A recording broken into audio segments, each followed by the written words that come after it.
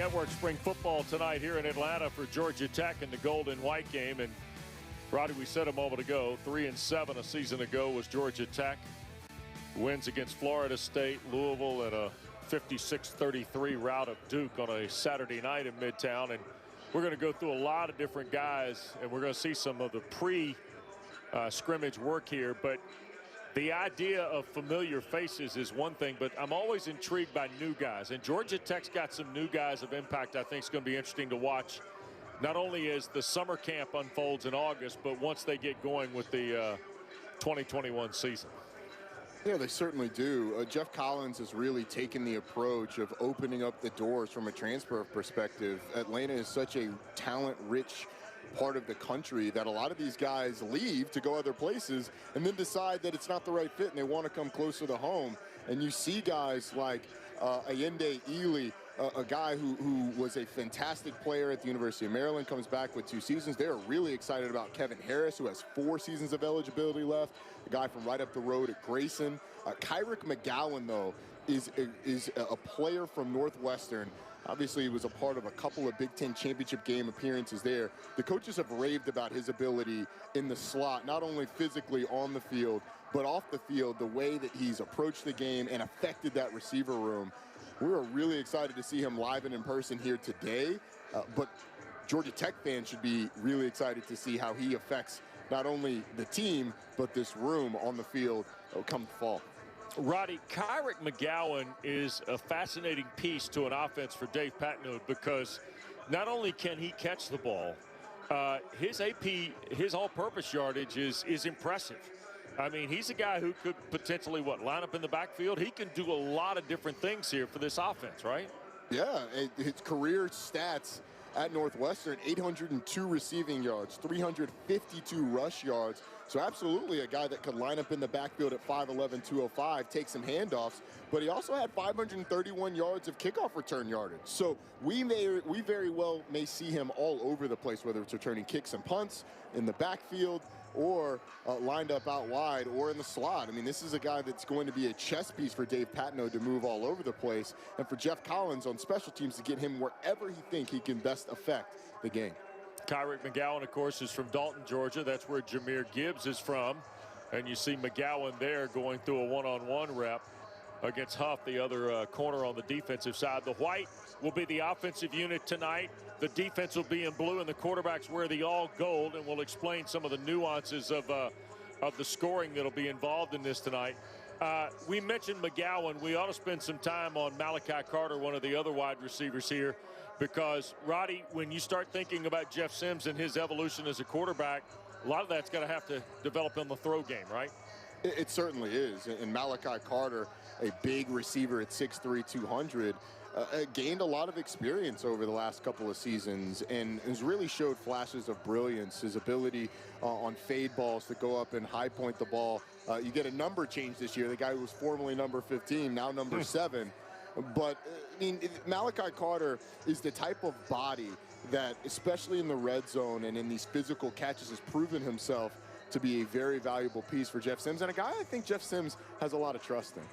Yep. Well, that's one side. And there's Jalen Camp, by the way, who we'll be talking about later, getting something cool to drink here before the game begins.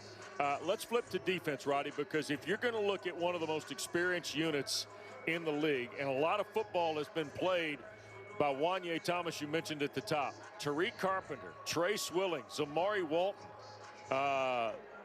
These guys have seemingly been here for a decade, you're right, but they're not. I mean, yeah, there's some seniors in here. Carpenter's a senior, but Swilling's a redshirt junior, Zamari Walton's a redshirt sophomore. Wanye Thomas, are we sure he's just a junior? Seems like he's been here 6 years.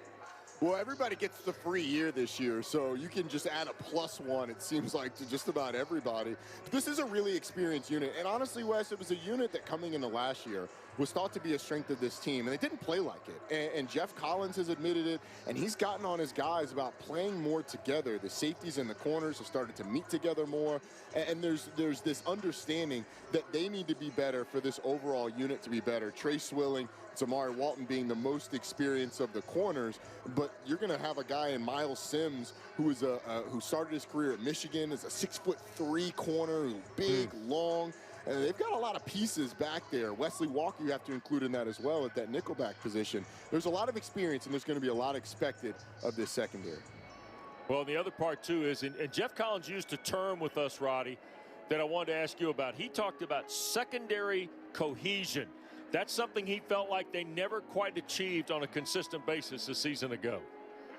And it was a little confounding why that didn't happen, because these guys had played together before. But when you go through a strange year where your spring gets cut short after only 6 practices, you're not allowed to meet in person over the summer, you're not allowed to meet in person during fall camp because of contact tracing, so you're having to do everything separately. Sometimes you get the little differences that you see at the beginning of camp may widen over the course of that because you're not speaking the same language in those meetings. So Geoff Collins has made a concerted effort to make sure that Wanye Thomas in this secondary is much more on the same page and is going to be one of the most experienced and one of the most explosive groups in the conference. Yep, well, we're looking forward to seeing that group tonight against Jeff Sims. When we come back, before we get cranked up, the head coach of the Jackets is on headset with us.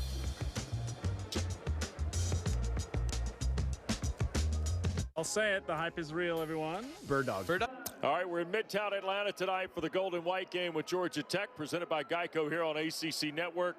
Geoff Collins essentially starts year 3 tonight, if you will, although spring practice has been underway here for a little while. And Coach joins us from the field. First of all, thanks for letting us wire you up tonight. I know this will be good for you, won't it? There's no doubt. You see the West Durham. We got West Durham playing nose guard right here, rushing the quarterback. We got Packer at the 3 technique. Roddy and Dr. Jim Phillips coming off the edge, fellas. We're excited. We need to make sure we get a lot of video of that for Monday morning. You talked about wanting to find focus, detail, and composure. Yep. How much of that are you looking for tonight when you get underway? Yeah, 100%. That's been the whole focus this entire time. Not having self-inflicted wounds pre-snap, not doing things to hurt ourselves post-snap. And our guys have really bought into it and done a really nice job understanding that concept. And we've got a chance to be pretty good. Well, Coach, a lot of people are waiting to see this offensive line. They gained a lot of experience last year. You've added some guys that should be really good for you. What have you seen out of them that's impressed you? Yeah, just the length and the speed, the size that we have off the edge defensively, and then the transfer Devin Cochran in from the SEC. Ryan Johnson, another year being a leader for us. Jordan Williams played as a true freshman last year, 6'6", 341, and just seeing their growth and development. We got 4 brand new offensive linemen that got here in January, and just the leadership and the maturity of some of the older guys with playing experience getting in here. Wing Green at the right tackle, Ja'Kai Leftwich here at the left tackle, both 6'6", freshmen, redshirt freshmen, so the future's bright for them as well. Geoff, it's been an entirely different spring than a year ago. What have you seen in this team that has you really pumped up for this fall? Yeah, just the leadership, the buy-in, understanding the culture, understanding how we do things at a very, very high level, and just the way they continue to work and build every single day. We've got Kevin Harris right here, hometown kid from Grayson High School. We heard home from the University of Alabama. He's had a really good spring as well. Excited about him. Addition to the pass rush, Jared Ivey, Jordan Dominic, Kyle Kennard play a huge role for us last year, and Antonius Clayton as well, coming off the edge. All right, Coach, we talked enough about the big boys. I want to talk about the skill positions on the offensive side. I'm going to walk that down, man. I got you. All right, I love it. I love it. I'll ask a long question to give you some time. No, I got it, Roddy. You can see me running, baby. Here we go, yeah. I want to talk about Jeff Sims and Jameer Gibbs. There's a lot of people that would be excited to have those 2 guys back with the experience, the explosiveness. How have those 2 guys improved? They've done a great job just having an entire offseason, having a full 14 practices, going into 15 tonight. They're special players, but they're also special kids too, and just the way that the respect that Geoff has gained with the team. You'll see here in a minute we have 4 captains voted on by our players, and Geoff Sims, going into his 2nd year, got voted as a captain. The battery is one thing. You got the front now started to maybe get into the kind of form and the kind of situation you want to build with. Kyrie Mcgowan is a guy we touched on at the top. Yep. He brings a certain skill set to your offense for you and Coach Pat Note I think you got to be excited about. There's no doubt. He's played in 2 Big Ten championships, just very multiple. You'll see him doing a lot of things tonight at the slot primarily, but then we're going to play him outside some, getting him out of the backfield, might even get him the rock carrying the ball tonight as well. Maturity, experience, winning at a high level in the Big Ten, and he's a great teammate and a great dude. And he played high school ball with Jameer, and just really proud that Jameer co-signed our culture and got one of his best friends to transfer back home to finish his last year for us.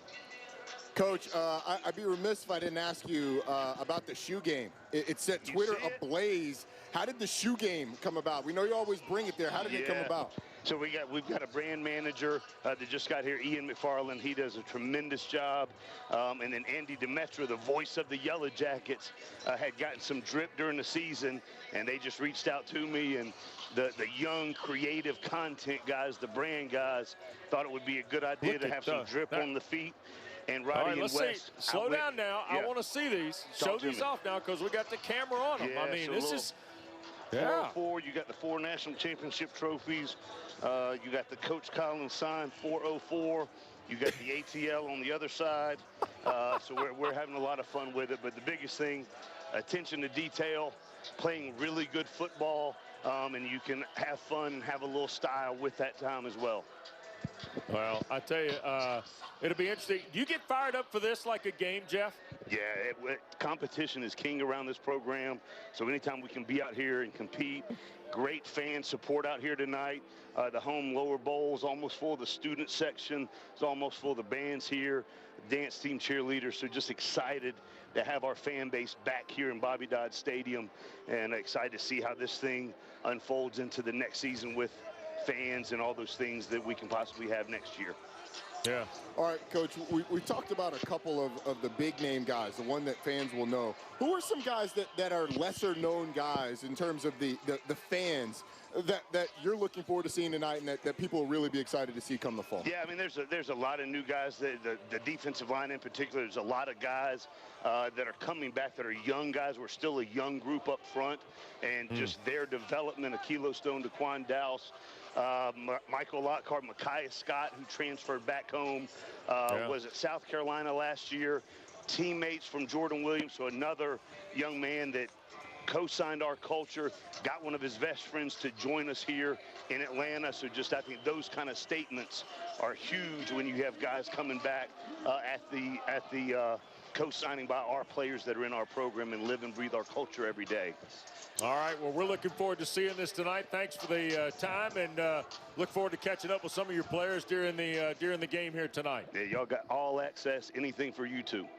Yeah, well, and we're going to get some of the video of those pass rush fatheads too. Roddy and I need some of that for later in the fall, perhaps. Appreciate it. Oh, yeah. No doubt. Thanks, guys.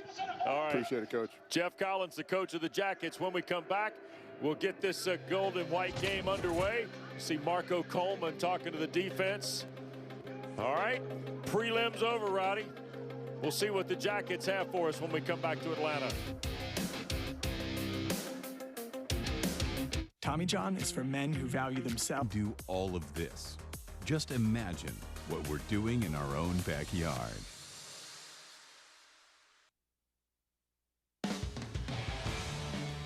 ACC Network Spring Football is presented by Geico. And with Roddy Jones, West Durham back at Grant Field, Bobby Dodd Stadium in Atlanta. Like you, a beautiful night we look on. And Geoff Sims and Ryan Johnson out there. And the Geoff Sims representing a quarterback group that wears all gold. You see the defense. Wanye Thomas is there as as is Ace Ely. Now, Roddy, those are tonight's captains, and it is the offense against the defense. Per se, there is gold and there is white, but it is defined by the quarterbacks who are wearing the all gold. So we get to kind of how this spring game is going to work tonight, and this part has been fun for us to see because every school does a little something different, right? Georgia Tech's going to do 2 full 15-minute quarters, offense against defense. Now, the gold and the white in the quarterback designation is important tonight because Jeff Sims and Chayton Peary can score points for their teams, Roddy, but they can also, with turnovers, score points for the other team, which is quarterbacked by Jordan Yates and Demetrius Knight.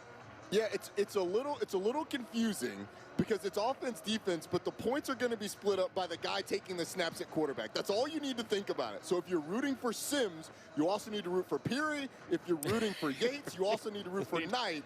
But all of those guys are going to run with the 1s, the 2s, the 3s. So it'll be a little confusing. It'll be fun. I mean, it's spring, so let's figure it out together. And this is all the special teams you're going to see tonight, and there won't be any return. And there is Lance, who picks up the football on the kick return, but that's irrelevant to the proceedings. They just had a kick to start the game. So there you have it. There you go.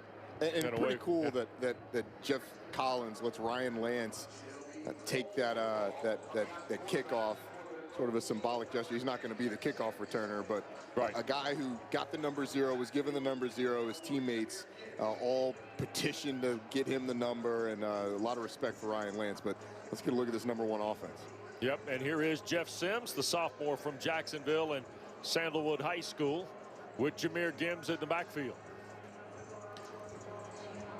And they're going to hand it to Kyrie Mcgowan on the first play.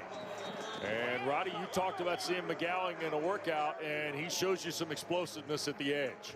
The pop pass on the speed sweep, he's able to get to the edge. And another important thing to note, we didn't see it here, but this is a thud scrimmage. They're not going to be tackling to the ground.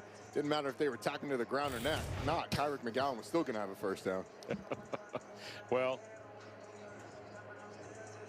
and Allen wasn't going to let him get out of there easily either. Transfer from Notre Dame.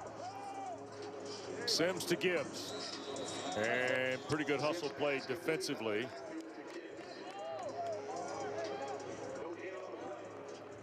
That's Katavian Franks, by the way. Freshman from Fairburn who got to the football. 2nd and 11 coming up for Sims.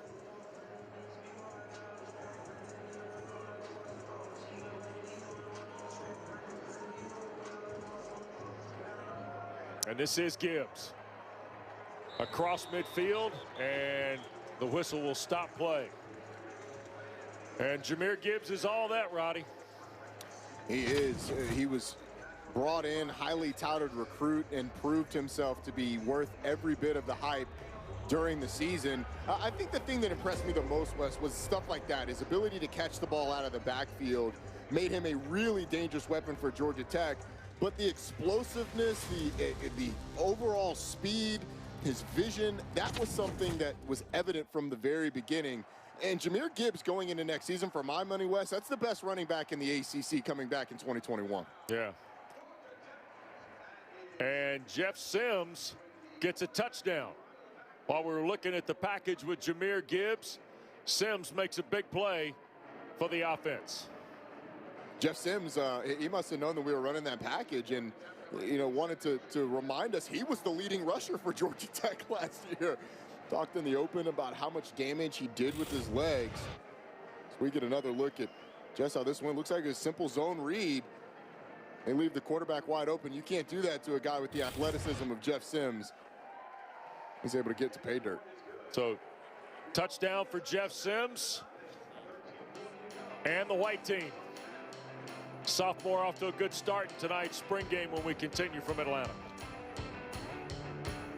No more hanging leg raises, countless crunches, and gut-busting sit-ups that cause stress and strain on your neck and back. Now, Triple header for you. The Jay McGillis Memorial Game starts at 11 o'clock from Chestnut Hill with Chris Cotter and Mark Herslick. Then Roddy and I will slip over to cover Pitt's blue and gold game. Eric Wood's back. We're putting the band back together at 1 o'clock. Yeah, And then let's go. at 3, Matt Schick and E.J. Manuel get to watch Sam Howell sling it around Kenan Stadium. All that tomorrow. Triple header of spring football starts at 11 a.m. right here on ACC Network. And here is Jordan Yates, the redshirt freshman from Milton High School in North Fulton County, to get his reps. Now remember, his points go to the gold team, if you will, and Yates gets touched up in the backfield. Pretty good play by the defensive front. Got to look there at Jaquan Griffin, and here's who we're going to be following defensively. Roddy, we've already talked about those guys in the secondary, and Jackson and Clayton. And there's Jaquan Griffin, big 95, just making a play. Yeah, Antonius Clayton and Jordan Dominic really had an excellent finish to the season last year. He is a guy that fans should really be excited about his development, the explosiveness that he showed off the edge. But this defense is really looking to improve. Kind of took a step back in some areas from 2019 to 2020. But this is a group with enough experience. They should really make an improvement, particularly in the disruption factor next year. Saw the ball carrier was Jamias Griffin. Quez Jackson has switched numbers. He dropped one of the 4s, Roddy, now just the single 4. You know, everybody wants the single-digit numbers, except for Tom Brady. Tom Brady doesn't want anybody to have the single-digit numbers. Yeah, no doubt. And here is Yates to throw. 3rd and 7 play. And a catch made. That's one of the big tight ends. I think that's Billy Ward hanging on to it. We're in number 85. 6'4", 255-pound freshman from Locust Grove. I think it's just short here. Yeah, but I like what Jordan Yates did there. He's looking left, didn't like what he saw, came back to his tight end, dragging across the field. Ward had settled down in the middle. Yates found him and got close. You'd like Ward to be a half-yard deeper so that he gets that first down. But a nice job by Jordan Yates, who's a guy that coaches really talked about his improvement as well, just his overall understanding of the offense and his ability to operate from the pocket. So Jordan Yates' reps representing the gold team. It's a 3 and out. And now here is Chaden Peary to quarterback the white offense. He is working in tandem with Jeff Sims. This is a young man, freshman from California, who went to Sierra Canyon. And on first down, the carry for Bruce Jordan Swilling, Roddy, who has had a circuitous career at Georgia Tech, from defense now to offense and really kind of settling in. Yeah, he switched from linebacker to running back, and although he's very talented, that is a stacked running back room that Georgia Tech has. You've already seen Jameer Gibbs and Jamias Griffin, but Dante Smith, Jordan Mason also in that running back room. So he's a good piece, but it's going to be tough to find a ton of carries. Very nice completion there. Yeah, that's Avery Boyd, a 6'2", 212-pound freshman from Godby High School down in Tallahassee, Florida, on the catch. Yeah, played a couple of games last year in 2020, but because of the 3-year and the redshirt rule, everybody gets a reset on what they are. So considered a true freshman still, a big-bodied receiver. First down and 10. And Bruce Jordan Swilling fighting for more yardage toward the 46-yard line.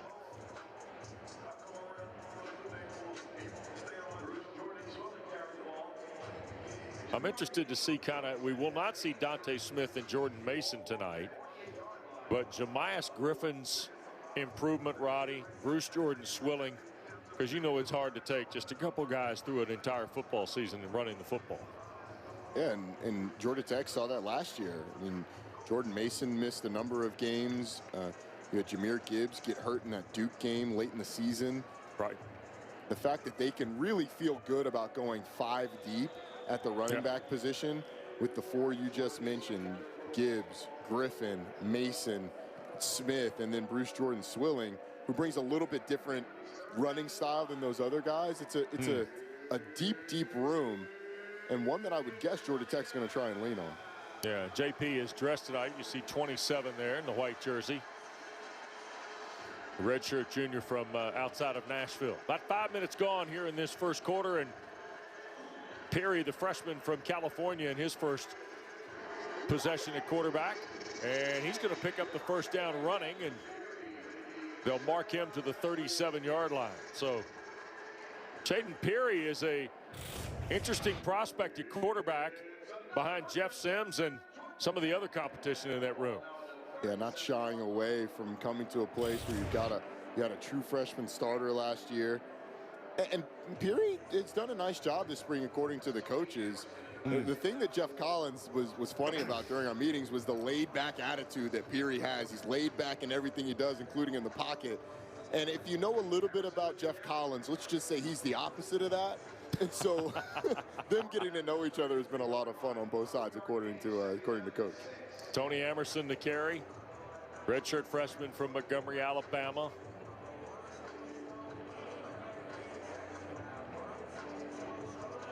So a second down play coming up. Now remember, Peary and Sims represent the gold team, who already leads here 7-0. A unique format, but Roddy, by the time we're done, we'll have seen about 3 formats in 5 games. There's a throw from Peary, incomplete. Looking for Avery Boyd on the route. Yeah, it looks like, or it has looked like, the gold team quarterbacks have been against what would be the second team defense, and Boyd had a step on Miles Sims. Not exactly sure what the coverage was there, but Peary not able to connect with the big freshman from Tallahassee. Yep. So here's a 3rd and 6 now for Peary.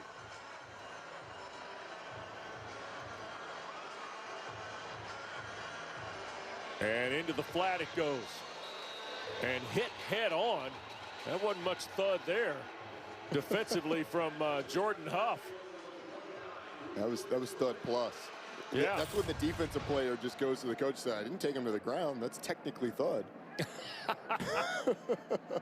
Emerson, the ball carrier. Second time we've seen him touch it in the possession. And when I got to Tech, and Curtis Modkins was the running back coach. Right. And in the first stud practice we had, he said, do not treat it as anything other than full contact, or else you will get your block knocked off because of stuff like that. Because sometimes those defensive guys forget. Yeah, they do. Here's a 1st and 10 scenario. And that's Bruce Jordan Swilling, who's come back in to run the football. Roddy, when we talk about Georgia Tech, Dave Patno's been with Geoff Collins at Temple and now certainly in the 2 previous seasons at Georgia Tech, and we get ready for year 3. We always talk about run-pass balance, and Georgia Tech coming from the spread option offense and Paul Johnson's tenure, everybody said the pass game had to catch up. The personnel had to as well, right? And that was something that they had to work through. Yeah, they did, and it was most evident at the lines of scrimmage. Incomplete ball into the corner. And that's McCollum, Nate McCollum, the freshman from McDonough, Georgia. Yeah, Nate McCollum was a guy that Geoff Collins mentioned to us as well as having a good spring, but just not quite able to connect. He got by Caleb Edwards. But as you said, Wes, you know, the fact that you didn't have any tight ends on this roster when Geoff Collins got here because of the nature of what Paul Johnson did, because the body types of the linemen were different because of the nature of what Paul Johnson did. The turning over of this roster has been a gradual process, but I think you're starting to see the efforts or the results come from the efforts. They were really good running the ball last year at times, but still you need to continue to get those body types and get used to the scheme. Yep. We'll take a break. Coming up in about 7 minutes to go in the first period.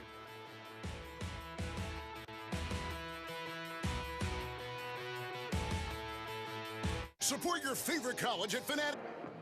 Well, we get a look at Jeff Sims again here in just a moment, Roddy. While we were away, Jude Kelly kicked a 37-yard field goal, so it's now a 10-0 lead for the gold team. And Sims headlines a list of returnees on offense from a year ago that, especially Johnson and Williams, Geoff Collins couldn't spend more time talking about how the impact of Ryan Johnson and Jordan Williams has been felt throughout the locker room, not just the offensive side of the ball. You know, Ryan Johnson was a grad transfer from Tennessee last year, comes back for another season, getting a second master's, is he. But Jordan Williams, who's next to him right there, as you see him, number 54, started as a true freshman. You know, we talked so much about Sims and Gibbs that Jordan Williams starting as a true freshman in the ACC at tackle was kind of overlooked, but had a nice year last year and has really become a leader of this group. Yep. Big fella. The former Gainesville Red Elephant. A lot of good football players have come out of Hall County. And here is, well, this is Jordan Mason carrying the football tonight, Roddy. There you go. We weren't sure we were going to see JP tonight. We were not, but when it's thud, those running backs start to feel a little bit better. So why not get a couple carries? I'm not saying that he would have declared himself out. It's a competitive room that Tashard Choice has, the former Yellow Jacket great. Are you saying that that thud brings out everybody when it's a thud drill tonight? I'm not going to assert that JP Mason would not have done this if it wasn't thud. However, the coaches are more likely to listen to you when you say, "Coach, I'm good," when it is thud. I got you. Here's Mason again. And thud plus, as Roddy told us earlier. And Mason trying to wiggle off the hook against Jalen Huff for another yard or two.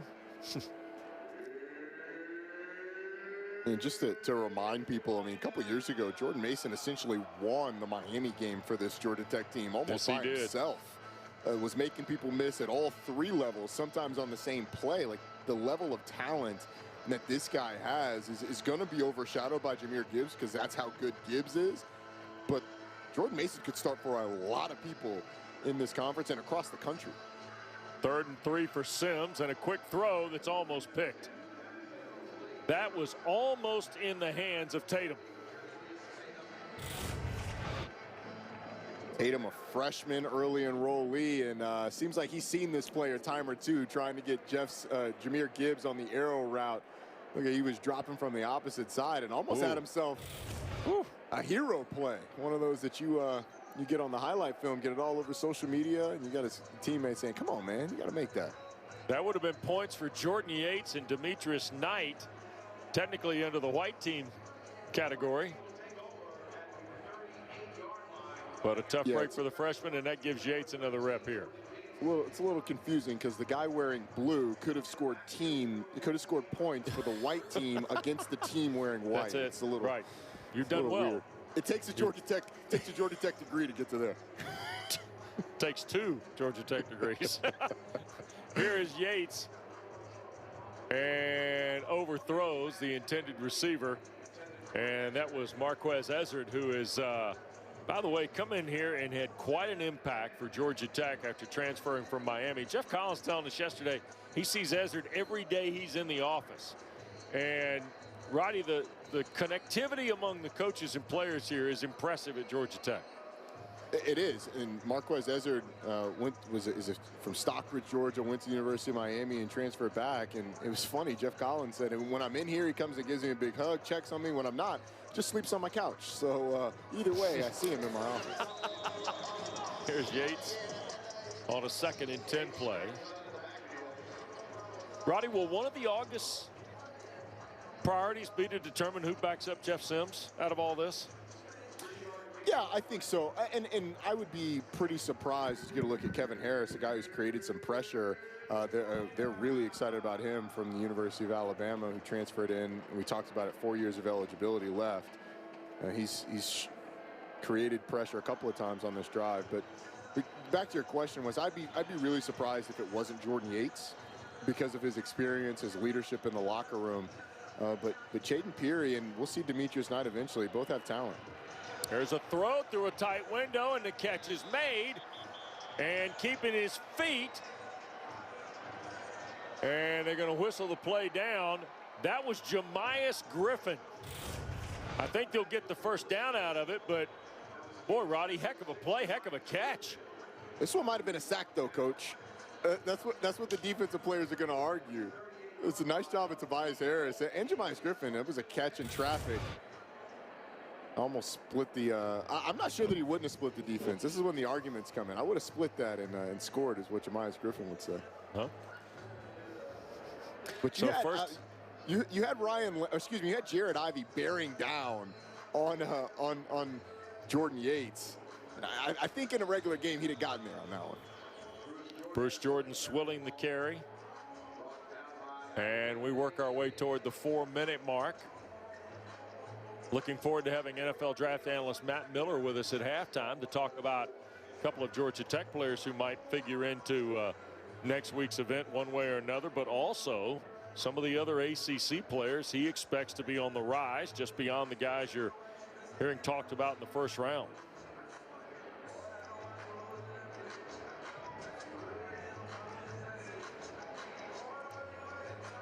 And here is Yates continuing to try and drive this gold offense. Or white offense, I should say. And another play out in space. And that's Kalani Norris, who's wearing number 15 tonight. Originally ticketed to wear 82. We had a late number change, Roddy. That's a spring. 82 jerseys dirty. Yes, it doesn't fit quite right. That's it. Coach, right? what number's available? 15's cooler. 15. I'm going to do that. Let's go 15. We'll ride 15. How's that? So Kalani Norris out of Christopher Columbus in Miami with the catch. Third down here. With Yates quarterbacking for the white team.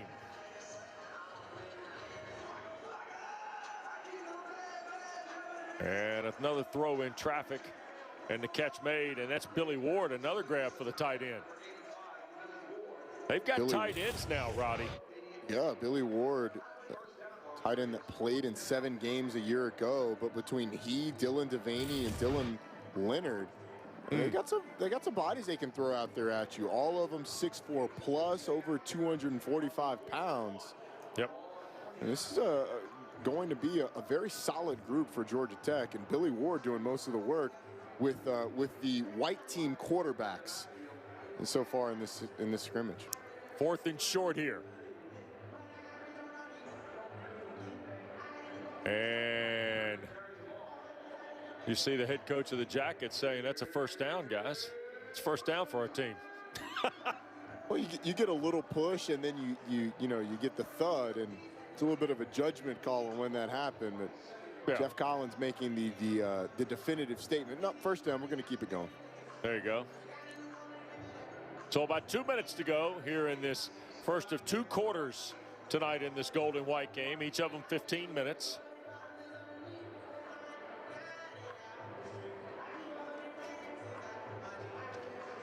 And Yates to throw. Going to take a deep shot. Incomplete. Looking for Norris, and Tariq Carpenter in coverage for Georgia Tech. Don't forget ACC softball coming up for you tomorrow, 5 o'clock, following the North Carolina spring game from Chapel Hill. Number 7 Florida State trying to keep that winning streak intact against Louisville. Coverage starts 5 o'clock Saturday afternoon right here on ACC Network. And of course the ESPN app. Second down for Yates. He'll keep it and turn it upfield, right where he's very good. Outstanding player at the high school level, and he's learned the nuances of it, it looks like, at the college level. He's not the most physically, he's not going to pop off the screen at you physically, but the intelligence and his ability to run, I think, is a little underrated. He's not going to be imposing at just under 6 feet, about 200 pounds. But you saw him there on the speed option. Just shows you the different dynamics that they can bring that with he or Jeff Sims.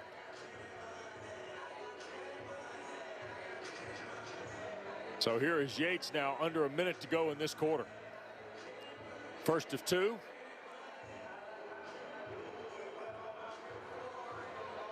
And Yates to take another shot, and it's caught. What a catch by Swilling. Bruce Jordan Swilling on a 23-yard throw from Jordan Yates. We talked about Jameer Gibbs out of the backfield. We talked about Jemias Griffin out of the backfield. How about Jordan Mason going one-on-one with Zamari Walton, the corner, and the focus and concentration. Used a big body to keep Walton off of him and make the catch. That's a nice job by the big fella. Yep, white team's on the board. Yates to Jordan Swilling. And Point after good. We'll step aside.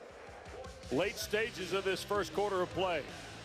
Goal team still in front, but a nice throw to Bruce Jordan Swilling from Jordan Yates. Do a spring game on Friday night in Midtown Atlanta. Quick reminder for you about ACC men's lacrosse, Roddy. I know you've become a fan now.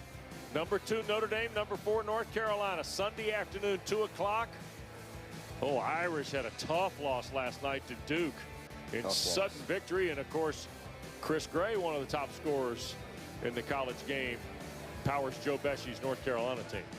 Well, the Irish had a big lead in that game against Duke, too, and then the Blue Devils came storming back. And you're right, Wes, I got introduced by Anish Shroff. I've become a little bit of a fan. Some would say an influencer, Wes. That's not my words. That's other people's words, but, you know.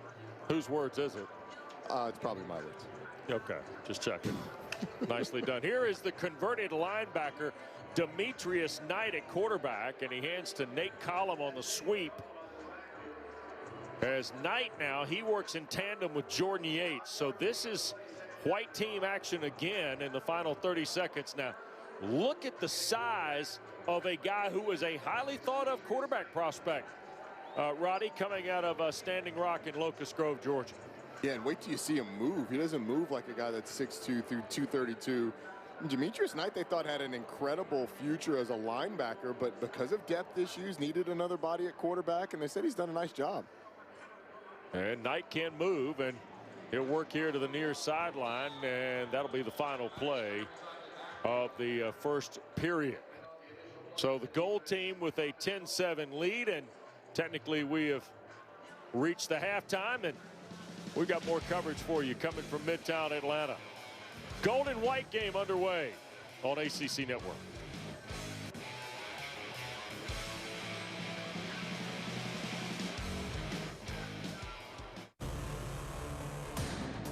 Nova is a full. Last fall, Roddy, you got to stay nimble, got to stay flexible. No break between the quarters. Demetrius Knight still out here operating the offense as we move into quarter 2, the second of the 2 15-minute frames tonight for Geoff Collins' group. And I'll be honest with you, Knight has done a nice job here in a handful of snaps, Roddy, of directing and managing this offense. He's delivered the ball well. He's used his feet. I mean, the coach has told us, hey, don't be surprised. This guy expects to be a really good quarterback. He's not just over there just to take reps as a placeholder. Yep. And the handoff in the backfield. Technically, Huff got back there. If this was a live game, I think Jalen Huff tackles the ball carrier for a loss. And tell you this, Jalen Huff's shown up a few plays here already tonight, defensively for Georgia Tech. Yeah, a freshman who played 3 games a year ago. He's done a nice job. He's not the biggest guy at 5'11", 188, but in that nickel position, he's done a nice job tonight. Yep.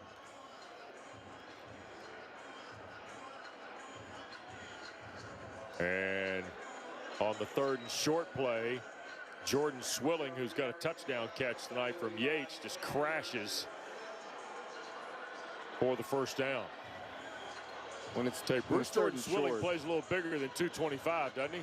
Yeah, and when it's 3rd and short, the thud becomes optional. You got to get the first down if you're Bruce Jordan Swilling. He's like, no, I'm going to deliver this blow, and if I go to the ground, so be it.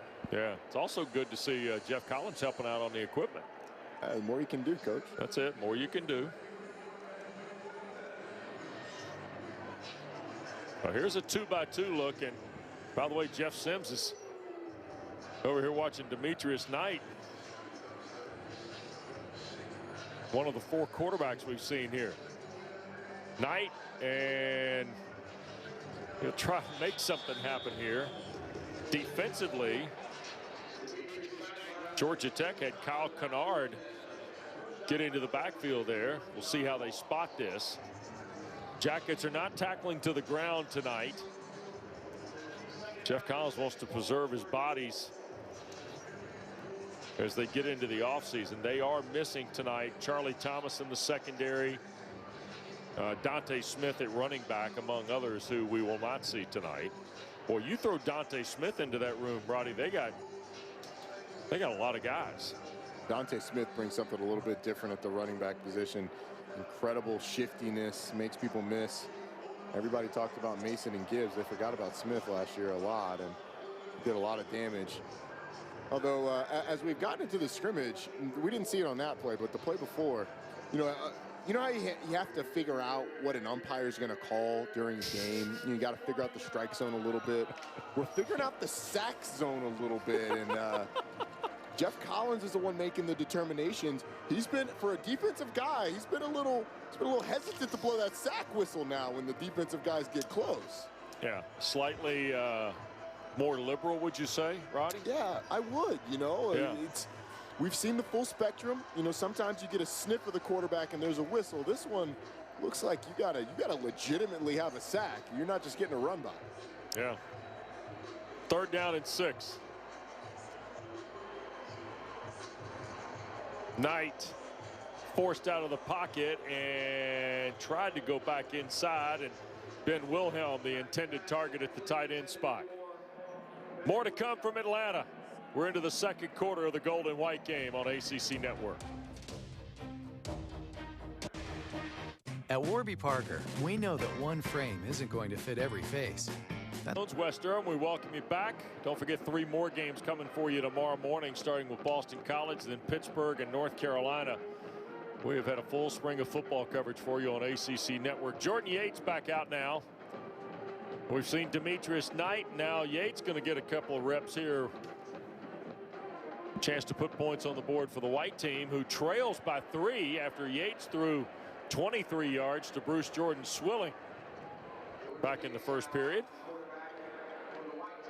Only 2 quarters of football tonight here in Midtown. Yates going to cut it loose on 1st down, and what a catch. Malachi Carter down the far sideline, Roddy. How about the throw by Jordan Yates? It's from the far hash to the opposite sideline. He's got to fit this between the corner and the safety. He's got to do it before the safety gets over there, and it's a nice delivery. Malachi Carter, a nice catch. And see, that's the thud where you got to know thud's a full speed drill. That's not one of those thuds where your guy's taking care of you. Yeah, Jalen King the hit after a 34-yard throw and a nice looking pass. And here's Georgia Tech now going to run the ball with Jamias Griffin, sophomore from Rome, who has kind of been a little forgotten in this process, Roddy. And I mean that, you know, with all due respect to what Jameer, Gibbs, and J.P. Mason have done. But Jamias Griffin was a highly thought of guy when he came here. He was, and he's a sophomore going into his 3rd year because of the free year, and now we're going to get a look at Griffin and Gibbs in the backfield. But Griffin was a guy that came in, contributed his first year, but Jordan Mason really took control of that. And then you have the superstar Jameer Gibbs come, and he's getting pushed down the depth chart a little bit in terms of carries, but there's certainly enough to go around for all these guys. And here's a reverse, and they fumble it, and the defense is going to fall on it.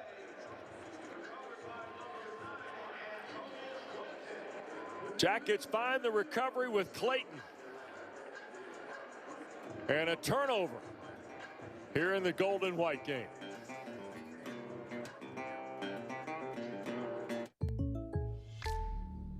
What's going on, Dad?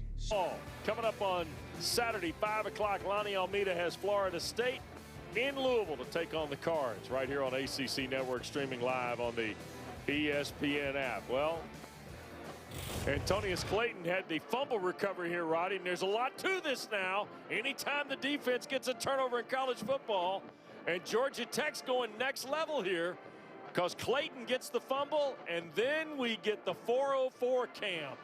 Oh, the GoPro cam that Antonius Clayton, Geoff Collins is going to make sure that is put where he can access it, get it on his social media. It's part of the branding. We're living in a world of name, image, and likeness, Wes, and there's nobody better equipped than the Jackets. Throwback coming, and Knight couldn't haul it in. It's picked off. Tariq Carpenter.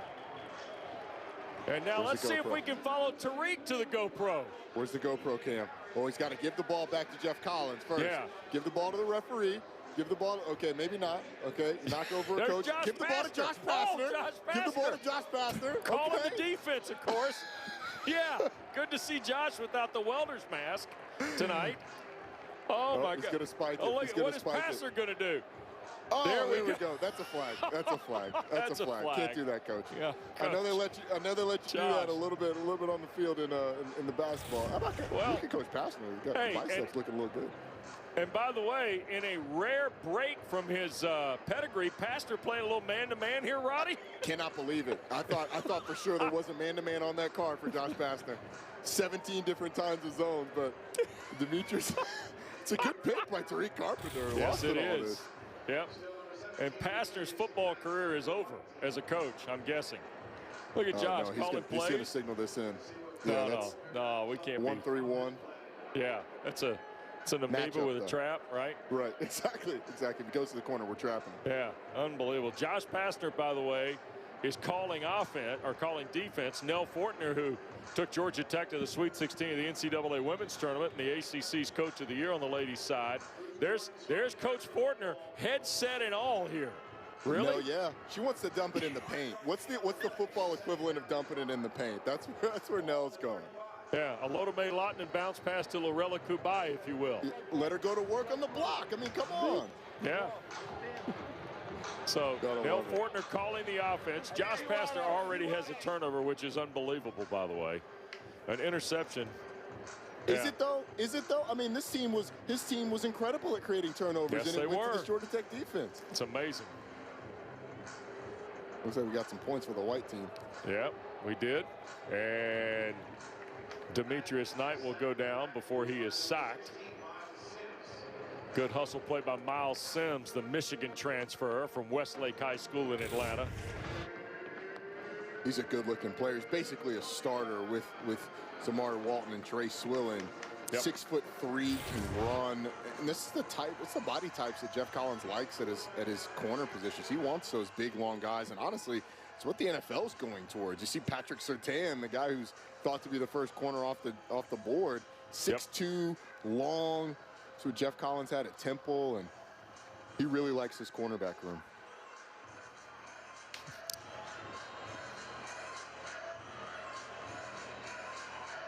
Here is Peary, long incomplete pass. And about 8 minutes to go in tonight's gold and white game. We'll step aside, take a break. When we come back, NFL draft analyst Matt Miller. Looking forward to have him with us. Hell, seriously, I'm too young for hair loss. My hairline keeps creeping back. And, of course, the NFL draft starts Thursday night on ESPN. Presley Harvin III, Roddy, the Ray Guy Award winner, and has an outstanding chance to have his name called in the course of the 3 days in Cleveland. Certainly does. There's a lot of people thinking he's going to be, the guy that's picked around the maybe 5th, 6th, possibly even could drop to the 7th round. But you never know with these punters. Although, you and I were talking about this before, there have been multiple punters taken every year since 2017, and more years than not since 2010. You have 2 to 3 punters taken. You get a look at the Ray Guy Award winners, and Presley Harvin, only one of 2 since 13 to not attend Pro Kick Australia, the powerhouse. Yeah, it is a powerhouse. To the Aussie kickers, and reason we mentioned Pro Kick Australia is because while Harvin did a marvelous job for 4 years, David Shanahan from County Kerry in Ireland will be here in the fall. Believed to be the first Ireland native awarded a full scholarship to play football in America. He's never kicked in an American football game, but again, another guy who has come through this powerhouse in Pro Kick Australia. Roddy, we saw, a game last year where both punters, I think you and I did a Sun Belt game where both punters had been Pro Kick Australia guys. Is that right? Yep. It is, it's taken over. And that is probably the most punter talk you will get in a spring game this season. You got that right. Chaden Peary, by the way, got touched up in the secondary. Kaya Wright, freshman from Miami, on the stop. So good luck to Presley Harvin. Jalen Camp is also a prospect who emerged with an incredible pro day here. And don't know that Jalen Camp, the former Georgia Tech wide receiver, will be drafted. There is a look at Camp. It's hard to look more the part, though, Wes, to be completely honest with you. I agree.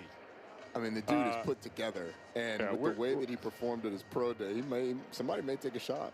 Yeah.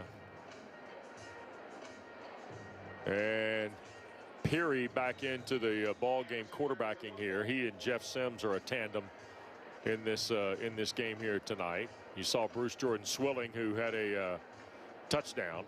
All right, so Jalen Camp has a non-distinguished career as a wide receiver, but the physical gifts, Roddy, and teams look at this stuff.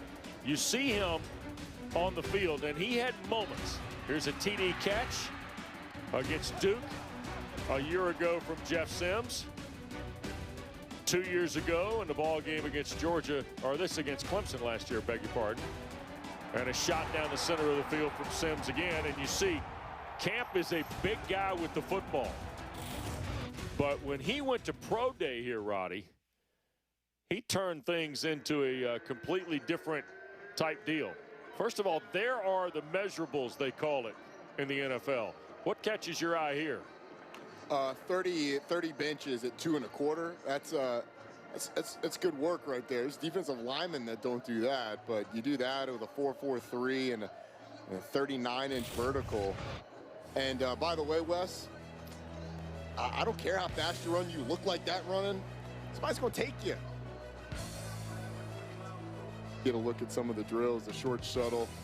I think Jalen Camp, his journey and Presley Harvin's journey are going to be very similar. They're both going to go through special teams because Camp's going to be a guy that either is going to be a lower round pick or a preferred or an undrafted free agent, excuse me. Right.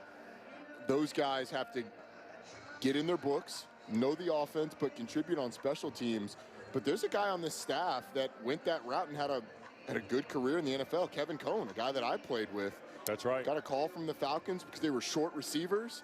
Got in the building, learned, was loved in that building, as you well know, having called the games for the Falcons and knowing a lot of people in there, and had a nice contract with the Miami Dolphins, and now finds himself back at Georgia Tech. But that's the route that you have to go if you're Jalen Camp.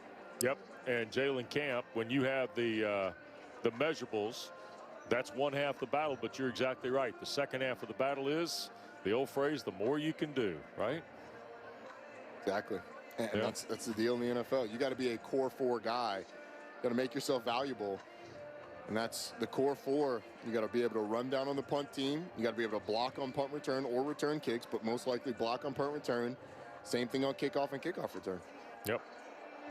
Here's a wide open throw, Peary, and this is Nate McCollum into the end zone. 37-yard throw, Jaden Peary to Nate McCollum. Freshman from McDonough's been close tonight a couple of times, Roddy, and now converts the throw. Had a lot of success with that running back wheel. The running backs out of the backfield been a big weapon for Georgia Tech. Bruce Jordan Swilling scored on one earlier. There you go, Nate McCollum, usually a wide receiver, lining up in the backfield and gets the gold team back ahead. At least I think. I'm not 100% sure how. Just ahead of 3 minutes to go. For the moment, the gold team's got the lead. Back up to this to Atlanta. Seth Jones saw his hometown. Atlanta, Bobby Dodd Stadium tonight. Don't forget Sunday night, 7 o'clock, full review of spring football. Kelsey Riggs, Mark Herzlich, Coach Richt, Eric McLean, E.J. Manuel, cast of hundreds, if not dozens, Roddy. Break down all the storylines coming out of the ACC spring practices. It's a 1-hour special at 7 o'clock Eastern Sunday night right here on ACC Network and the ESPN app. Looking forward to that. This is the 4th game you and I have seen. Tomorrow will be number 5 when we look in on Pat Narduzzi in Pittsburgh. There is a lot of landscape in the ACC. A lot of it is dominated, Roddy, by the fact that 13 schools return their quarterback, if you will. How incredible is that? Yeah. And some really good ones too. I mean, it's not like you're returning a bunch of guys that were just placeholders. I mean, you got guys. Jeff Sims, obviously one of those that people are really looking forward to seeing what he does in year 2. But sure, when you talk about Sam Howell, obviously the headliner. We've seen Devin Leary at NC State, who looked great, by the way. He did. Braxton Burmeister at Virginia Tech, De'Aaron King at Miami, Phil Dracovic at Boston College. There's a lot of really good players. Yep. In the league at the quarterback position. Now, when we say 13, just remember this: we're talking about guys that started games last year for their school. That's the important caveat to the statement. So DJ Uiagalelei at Clemson falls into that category. Right. The only one that does not is Gunnar Holmberg at Duke, right, Roddy? Yeah, and it doesn't. It also doesn't count the fact that Mackenzie Milton's now at Florida State, who is one of the most prolific players in the history of college football when he was at UCF. Right.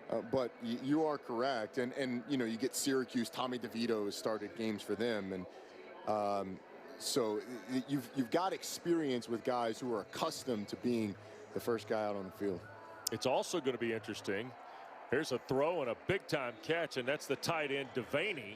Roddy, you talked about Dylan Leonard and Dylan Devaney, both sophomores, who have become the principal tight end targets here following Tyler Davis's brief tenure for Geoff Collins. And boy, both kids combined for under 10 catches, but boy, they got the look. And if Sims elevates the throw game, as we talked about at the top, I think that's something you can build on too tonight for Georgia Tech. Those two, the double Dylans at the tight end position, both of them, Leonard listed at 6'5", Devaney listed at 6'6". Yep. You got a couple big targets that should be really important, especially down in the red zone. And Sims, I think they're going to whistle a sack here. One of the first times we've seen the sack whistled. That's it. Yep. And so Jeff Sims will get another crack at this. And it's red zone opportunities here for his unit. That's Ezzard to the bottom of the screen, who we saw catch a pass earlier. And this is Jordan Swilling trying to make a couple guys miss. Roddy, there's not a lot of thud involved in there right there, by the way. No, that's those are guys going to the physical ground right there. That's guys going to the ground, isn't it? Honestly, so most of the times it's the offensive players having to protect themselves during thud. When Bruce Jordan Swilling takes the carries, the defensive players are the ones that got to bring it, because that's 225 of linebacker mentality coming downhill at you. And if you don't bring it, you are going to be embarrassed. Yep.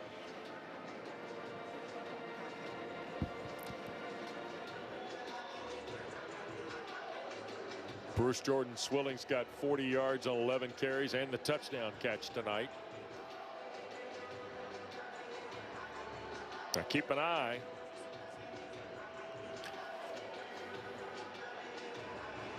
Here is Sims, and out of the backfield, that's Dylan Leonard for the touchdown. I say out of the backfield, he was kind of working as a wing back or an H-back, if you will, and Dylan Leonard picks up the touchdown. Guy that you can move around. How about the new age helmet that he's got? That was a nice drive by Jeff Sims, and get the Leonard coming across formation, slipping out into the flat. Yep. Sims delivers the ball, and he gets in the end zone.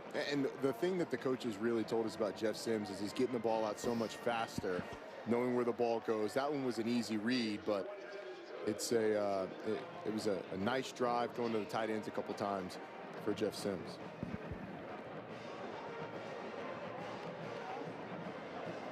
So, Roddy, what we were told was a couple quarters of 15 minutes each, so we're getting a little bonus gold and white ball here tonight.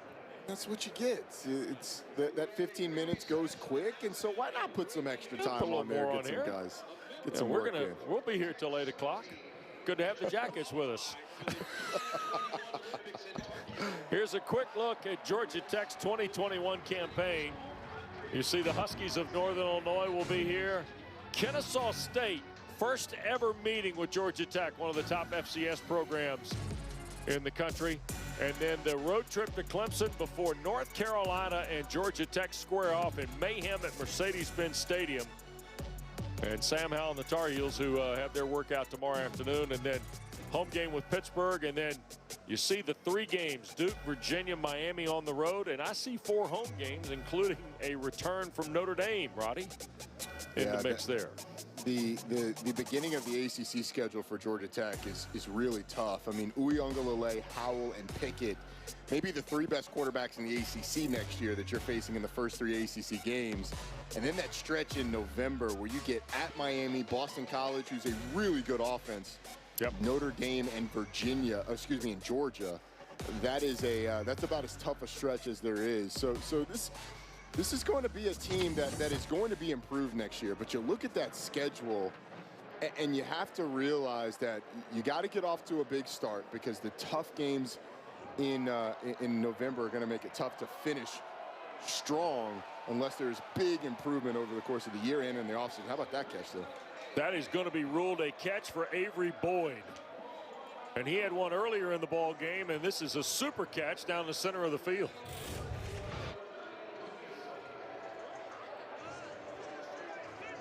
Jordan Yates airing it out. Avery Boyd going up over the top of Derek Allen. And Derek Allen's a guy that they talked glowingly about, but Avery Boyd, the big receiver from Tallahassee. Awesome. That one would be on You Got Moss if we had countdown tomorrow. Yeah, it would. And here is Jordan Swilling fighting through, or Amerson, beg your pardon. 28 is Tony Amerson. Redshirt freshman from St. James High School in Montgomery, Alabama. He had 5,000 career rushing yards as a high schooler. Redshirted in 19, played just 3 games a year ago, and you see the guy in the blue talking to Amerson as he came back to the sideline. That is Deuce Deuce, the great Tashard Choice, who's come back to coach running backs with Geoff Collins. One of the all-timers, both in terms of a running back at Georgia Tech and in terms of a person at Georgia Tech. Was a redshirt senior my freshman year when I got to campus, and he's an all-ACC player. He's the man on campus. He's the man in the ACC, and could not have been more gracious with his time, looking out for young guys like me and Jonathan Dwyer, who came in that year. Yep. He was an awesome teammate and is an awesome coach. Yep. And he has done a phenomenal job for Geoff Collins here in Georgia Tech, and he's got quite a room now, Roddy.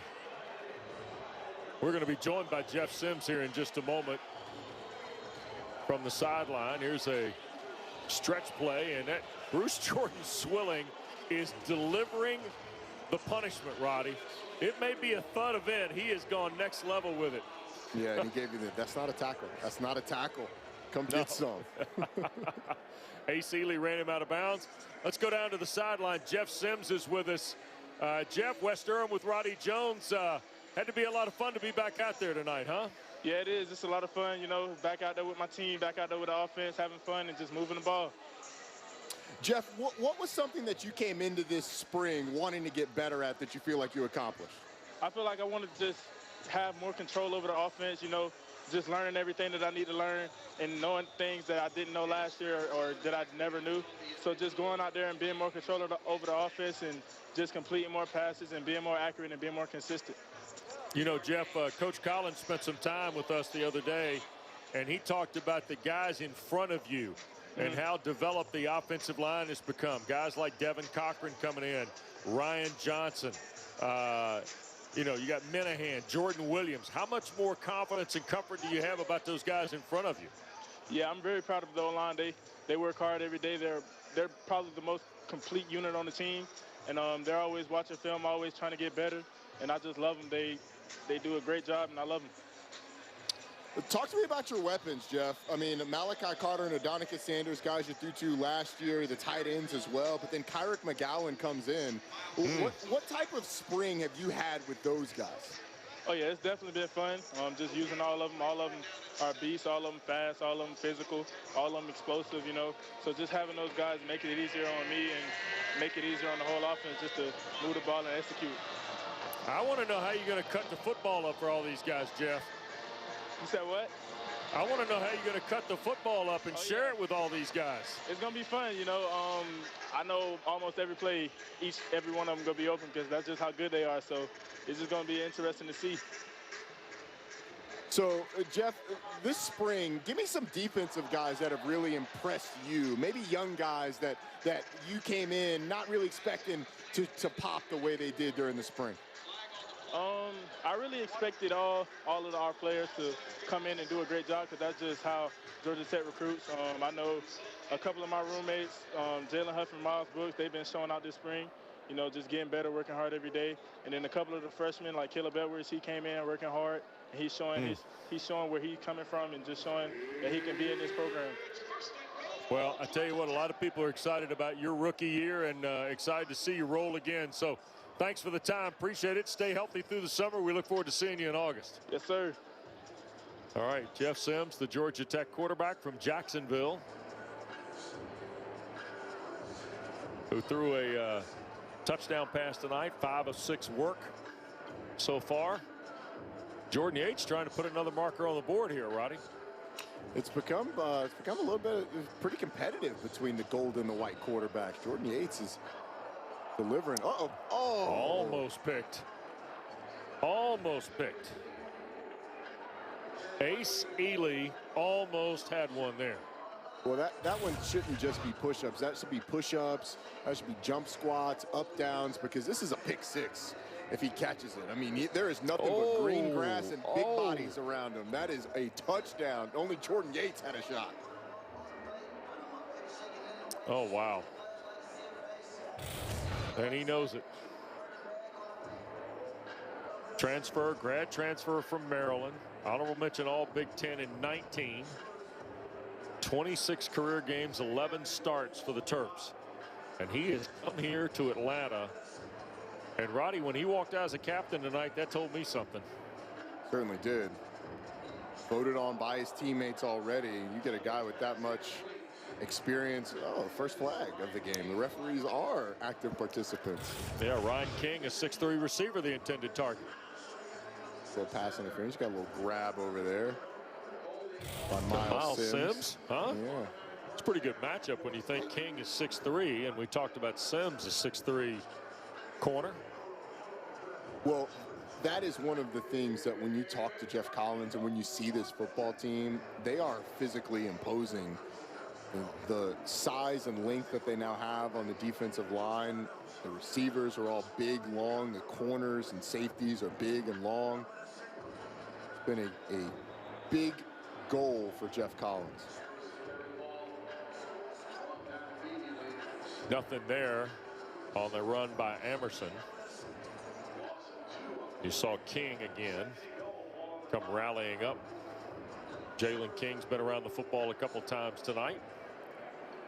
You often wonder what's at stake here in these spring games. We've come to find out it's like at Clemson, it was a workout, or the losers had to work out. The winners got the day off, right, Roddy? Yep. And we came to find out from Geoff Collins there's something in the balance tonight, and it is actually going to happen tonight, right? There's a walk from the stadium. Yeah, I think that was the weekly thing. So Geoff Collins has them split up on teams. Right. Over the course of the offseason, and it's stuff like showing up to class and grades. And the punishment for that on a regular basis is having to walk on a Friday night from the east side of Georgia Tech's campus at the stadium to the west side at the campus recreation center. And Wes, I've made that walk. That's about an hour walk. Yeah, unless you are really humping it. And so it just kills your Friday night. And the overall winner has to clean up the overall loser. Those teams has to clean up the stadium after the spring game, and I believe that happens tomorrow morning, if not tonight. But how about that? Yeah, it ruins your night. Either way, it ruins your night. There you go. Here's Yates, third down, and he'll run right into the tackle. And that was Tariq Carpenter, number 2 out of the secondary. This is, if you were to kind of look at Georgia Tech in their depth chart, so to speak, this would kind of be number 2 offensive personnel, Roddy, and the number 1 defense for the most part? Is that the way you judge it right here? Yeah, it would be. And Jordan Yates has been seeing those guys for most of the game. We've seen some rotation, especially amongst the running backs, but it's really been Yates versus that number 1 defense. And with the guys that aren't going to be the starters on the offensive side, he's done a nice job of moving the football. All right, about 5.5 minutes on the clock in the extra period of football tonight. And a field goal puts the gold team up 7. Gold and white game tonight. Don't forget, all ACC follows us tonight at 9 o'clock here on ACC Network. Then 3 more spring games tomorrow. Start at 11 a.m. with Boston College, and Pittsburgh and North Carolina follow. Well, a guy who's been around seemingly longer than his junior status would say on the roster is going to join us here in a moment, and that's Wanye Thomas. And we're going to watch the carry by Bruce Jordan Swilling. Wanye, West Durham with Roddy Jones. It says you are a junior. Yes, sir. But I think you've been here a decade. It feels like it. It feels like it. I bet it does. So Wanye, as one of the veterans of this team, how do you think this defense has improved the most over the course of the spring? Man, we done got some new guys added to our roster, and all they have done is help us elevate our game and stuff. So we'll have something real special when the season comes. Wanye, it is a familiar secondary. You, Tariq, Trey, Zamari seemingly have played a lot of football together over the last 3 years. Yes, sir. It also seems like the arrival of somebody like Ace Ely has really helped this defensive unit as well. Absolutely. What's he brought to the table for you? Ace, he brings a veteran status, and he already knows the game because he's been in college for a couple years, coming from Maryland, and he's a great leader. Everybody listens to him, and he has that like he's the voice of our defense right now. Now, Wanye, the season in the secondary wasn't what you guys expected it to be last year, right. And Coach Collins has talked about getting more on the same page. How have you guys done that over the course of the spring? Honestly, we didn't see all the critics saying that secondary didn't have a good season, and we're honestly taking that to heart. But we're not letting that affect our game and our process of getting better. And this spring, our emphasis now is to show people up. You know what I'm saying? And work hard every day to show up people that we are one of the best secondaries, not only just in our conference, but in the whole country. Wanye Thomas is with us. I often wonder how different this is than a year ago. I've talked to a lot of coaches. I've talked to some players. From your perspective, just being back in spring ball has got to be just, you're almost grateful for it, I would suspect, and that's hard to say about spring football. Right. I would say honestly, man, we learned from COVID last year that we can't take nothing for granted. You know what I'm saying? So we're like we took it day by day, and then my guys on the sideline, we hold on, and then we're learning how to enjoy life now. I got you. All right, Wanye, you get a turnover. Yes, sir. You hand the ball to the referee. You get off the field. You go to the GoPro. What's your go-to move? And who's got the best moves on the GoPro? Man, I got the best moves on the GoPro. I'll come up there. I don't know if y'all can see me, but I'm going to hit one of these. One of these, and then I'm going to, you know what I'm saying, throw my hands up and get jiggy with it. Oh, my God. Take care, Wanye. Thanks. Appreciate it. Thank you. All right. Oh, my God. Roddy, you didn't play that long ago. Can you imagine the GoPro on the sideline? No, sir. No, sir. GoPro on the sideline. No. There's a lot, though, that I can't imagine. They could have called a sack there. Blitz package out of the secondary from Caleb Edwards. Came uncontested, did the young man from Decula. Yeah, you gotta account for him. I mean, get a guy that's played as much as Caleb Edwards off the edge. He's a explosive freshman that is certainly highly touted out of high school. You have that type of player there hanging out at the nickel position. Got to account for a guy like that. Yep, no question. And here is Peary going into the end zone. Is that a touchdown? I think that's a touchdown, Roddy. I think we're going to call that one a touchdown. 11 yards in the spring game tonight. Huh? This is when you get the double whammy of well, yeah, let's see. I don't know. Not only looked like he got a touch up there, didn't he? Not only is it Mike thug, but he's also a quarterback, so you get even less of the you get the tap on the bottom as he runs by, and you got to rely on the coaches to call that. Let's see if they called that one, or if this one's going to stand. They call that a touchdown. What are they doing there? Big Mike Lockhart. Again, the touchdown, I guess. And the Kilo Stone also there. Look at big 292 out of Jenkins in Savannah. Yeah, you know, the crowd wants to see offense. The crowd doesn't want to see the quarterback get tapped on the bottom and be blown dead.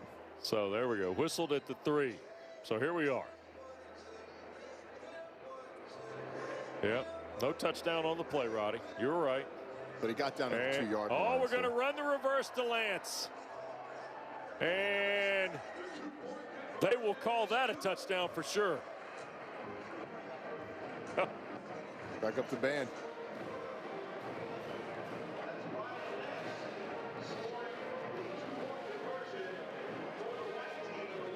Geoff Collins. Oh, they called it a 2-point conversion. I beg your pardon. So the touchdown by Peary stood, and then the 2-point conversion for Lance. Okay. All right. So there you have it. On the fly, Roddy. How about Ryan Lance? Yep. With the respect of his teammates, gets that number 0, but the gold team putting up another touchdown on the board, and I think that puts them ahead, but I am not 100% sure. No, I think so. I think you're right. I think that did it. Put them ahead.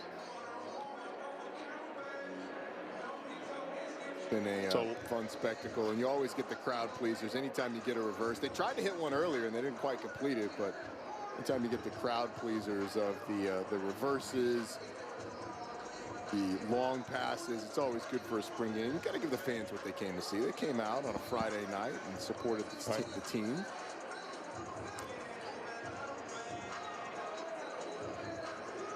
All right, Roddy, I got some breaking news. Okay. With all the things that are going on, here is the new score in the game. 25-24 in favor of the white team. You know, if you... But the touchdown was given. Now, remember, Peary is the freshman from California, right, who scored on the touchdown. Mm-hmm. And I think you and I both thought he was with the gold team, right? Mm-hmm. So they gave the points here. So the white team is ahead by a point with 2 minutes to go. That's where we are. This is setting up. How the point in scoring, what's this setting up for? It's setting up for Jeff Sims to go and win the football game, Wes. I don't know if this was scripted this way. I don't know if this is where they wanted to get to, but Jeff Sims now has the football with Jameer Gibbs in a 2-minute situation to win the football game. This is situational football. There you go. So here we are, 35-yard line, and Sims back in. And the 2-minute drill is underway. And there's Adonica Sanders' first catch of the night, Roddy. There you go. Another one of those returners, a guy who will probably be a starter for this team. And Adonica Sanders getting involved.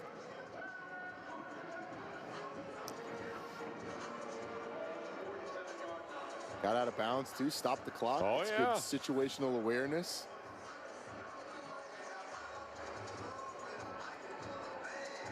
First and 10. Picked up 12 to the 47.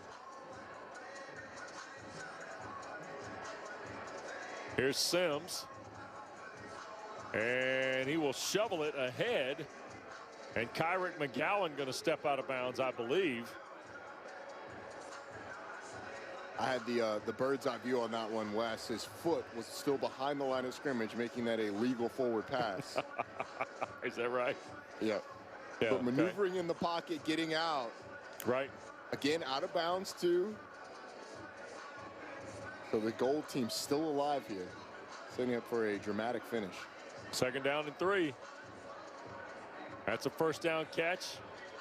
Malachi Carter steps out of bounds. Oh, see, he got tagged by Caleb Edwards inbounds. And I don't often go to bat for the defense all this much, but this is a tackle in bounds if we're thudding up. I mean, come on. Tackle in bounds. Tackle in bounds right there. Little added, little extra from Miles Brooks there going out of bounds.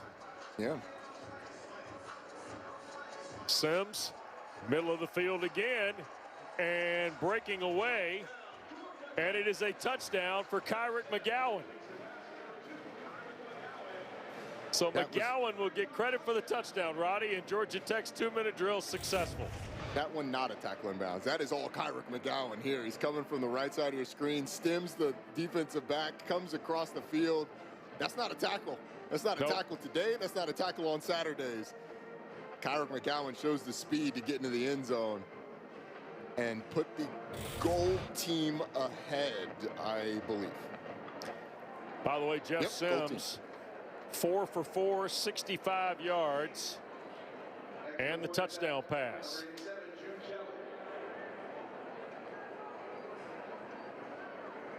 And here's Jude Kelly with 90 seconds left, by the way, to try and salt this away. Yeah, sorry about that, Wes, but it's a nice job by Jeff Sims. Situational football, delivered the ball, got it out on time. Able to motor the team down the field and get him in the end zone to maybe win the football game. You're right. Have to see who runs out there and wait until the final result of which team their points are going to. But Roddy, I got him 9 of 10 for 125 tonight, 4 for 4 for 65 on the last drive, a couple of touchdowns.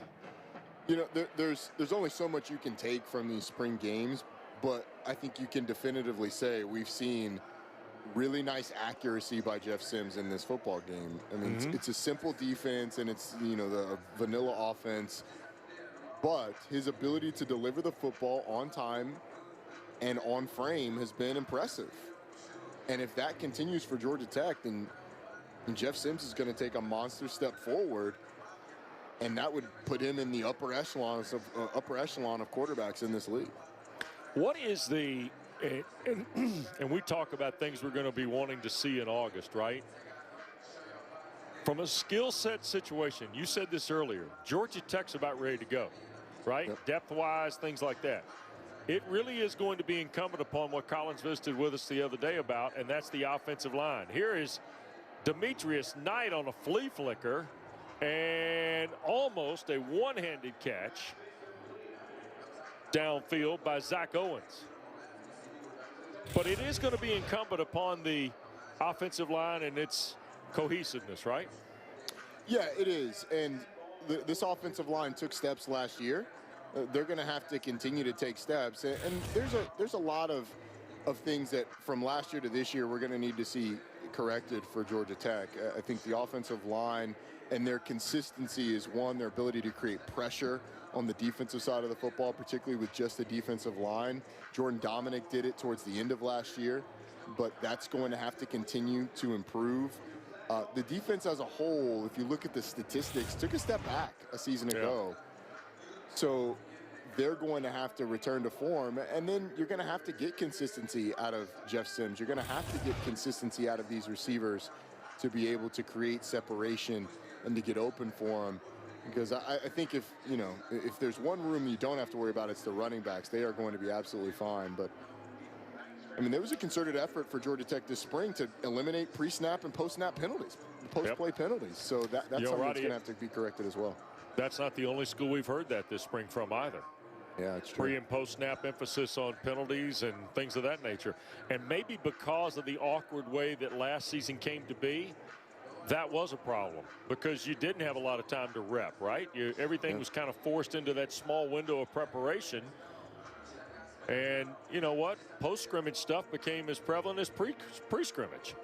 And we talked to Geoff Collins about it, and we kind of poked fun at the GoPro with Wanye Thomas, but Geoff Collins said they did that because they were getting too many celebration penalties on the field, which was costing them after turnovers. So you move the celebration off the field, where 10 yards behind the 10 yards behind the bench, they can't flag you there. All right, we're setting ourselves up here with 10 seconds left for the final play of the gold and white game. And look at us, almost at the top of the hour. How about that? It's like we have a producer on the field for this thing. Kyle Apat has done a marvelous job tonight producing our gold and white game. And our congratulations, our statistician tonight, Richard Simmons, his 1,000th game, Roddy. This gold and white clash at Grant Field. On a Friday night, too. Could not be a better time, venue, or a situation. So we are down to the last play of the Georgia Tech scrimmage.